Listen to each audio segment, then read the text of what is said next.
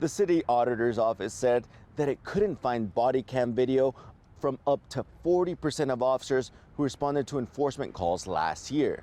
We do know that the pilot made a mayday call just before crashing. It appears like he was trying to land on Interstate 8 right above us. Instead, we see what happened. The plane came in between these two bridges here, landing on Greenfield Drive here in El Cajon. The suspect in this case, Gutierrez, he's facing up to life in prison if he is convicted. His next court hearing is scheduled for later this month. Marcelino Camarena used to love skating at this park here in IB. It's been a few weeks since his overdose death from fentanyl. Today, his friends and family are paying tribute and also trying to prevent other families from having to feel the same pain. The water might seem calm here in La Jolla, but the ocean is always unpredictable.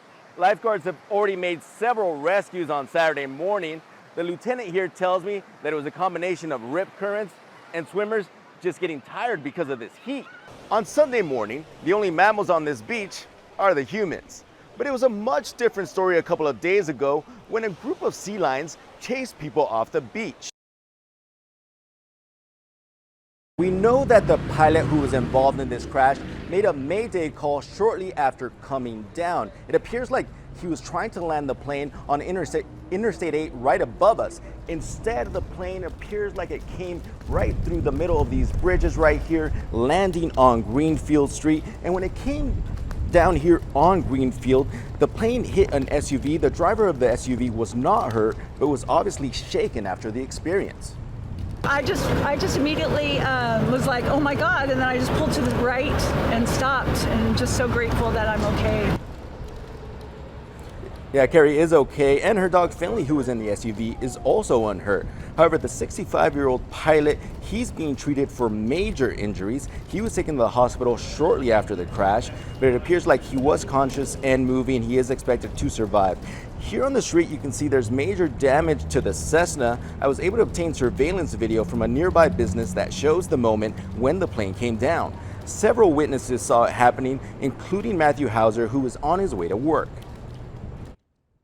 I couldn't believe it. I didn't know what it was at first. I thought maybe it might have been like a truck that came off the freeway with a camper shell on it or something.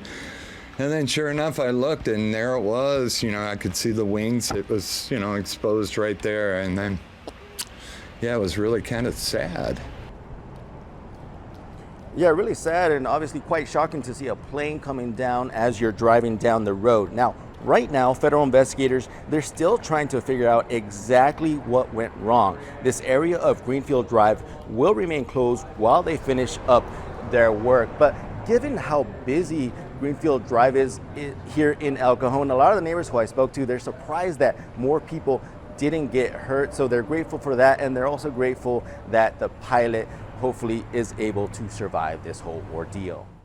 Marcelino Camarena used to love skating at this park here in IB. It's been a few weeks since his overdose death from fentanyl. Today, his friends and family are paying tribute and also trying to prevent other families from having to feel the same pain. Marcelino's best friend, James Fowler, is still grieving. It hurts me because that was my best friend, like my brother. I grew up with him my whole life. He got me into skateboarding, and he like looked out for me. Loved ones teamed up with the county for this resource fair in Imperial Beach on Saturday. The goal is to promote sober skating and to let young people know there is hope. It's okay to ask for help. Like, it's okay to cry on your homie's shoulder. Like, I'd rather have you cry on your homie's shoulder than your homie showing up at your funeral and looking at you in a casket. Marcelino was just a few days shy of his 18th birthday when he died. This Instagram video was taken right before his death. My daughters knew when they opened that door that he was gone. And again, an hour before that, he looked into my eyes and said how hopeless he felt, and he didn't have anything left, and he didn't want to go on. Carmelita Trujillo says her son was battling with mental health issues. He began to self-medicate his pain, and you know, started out with marijuana, and it progressed to Xanax, to his death, which was fentanyl. Didn't want to be here anymore, and that's tough, you know. And the whole focus for me with this event is to let the youth know that we care about them and to somehow bring them resources so that they don't have to wait till they get to a level of crisis like my son. More fentanyl is being seized by border agents in San Diego and Imperial counties than anywhere else in the U.S. This is my third homie that I've lost that's from fentanyl. Fentanyl overdose deaths have increased by more than 2,000% over the last 5 years in the county. Us parents, again, the best thing we can do, turn over every rock, network, talk to other parents, and set the example yourself. Know, heal, and love yourself. As communities deal with the deadly overdose trend, Carmelita hopes her son's story will lead to positive change. In Imperial Beach, Ramon Galindo, NBC7. For people who live or work downtown, these tents on the sidewalk are a vivid reminder of San Diego's housing crisis. Now, I spoke to a lot of people here in the East Village today. They say they haven't been ticketed this week, but it's a different story in other parts of downtown. I was ticketed this week for encroachment on the first day they made their sweep. Before that, it was quiet as a lamb. Aaron McKinney is a 65-year-old homeless veteran. He says he had been living in a tent near 9th and Broadway for about a month before he was ticketed. Aaron took down his tent and left his possessions on the sidewalk. Cleanup crews then tried to throw away some of his things. He was able to get some of it back. What we saw today is what many homeless people say they deal with on a regular basis, constantly having to move and always at risk of having their possessions taken. The mayor's office has sent the police department a memo to start enforcing a daytime tent ban. Advocates for the homeless say there was never a pause in the tent enforcement. But the issue of encampments has been highlighted recently for a number of reasons. Neighbors and businesses complain about the growth of these encampments. And recently, basketball legend and San Diego resident Bill Walton called for more enforcement, among other things. Advocates for the homeless, Michael McConnell, he says that getting people into housing should be the priority and not enforcement.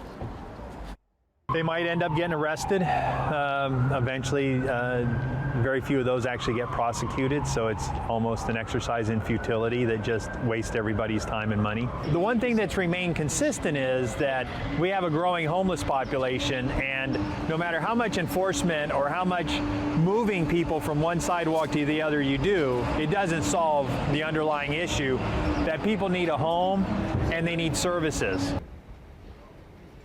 Yeah, the San Diego Police Department sent NBC7 a statement saying this action is an extension of the mayor's direction in early June to step up enforcement of the laws against blocking the sidewalk.